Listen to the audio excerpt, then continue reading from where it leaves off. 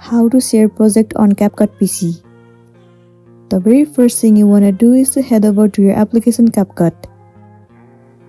Let's say this is the project that you want to share. Well, you might have the option of share right beside this export option. For me, you can see there is no any option of share, which means that you cannot directly share it from your CapCut.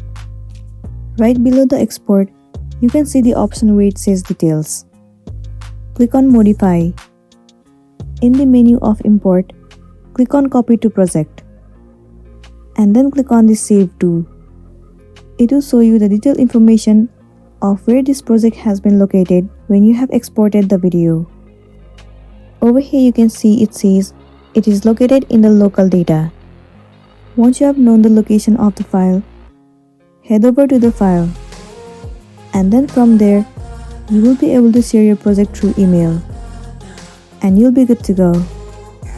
So that's it, and this is simply how you can share project on CapCut PC. I really hope this video is going to be helpful for you. If it does, please make sure to like and subscribe to our channel. And thank you for watching it till the end.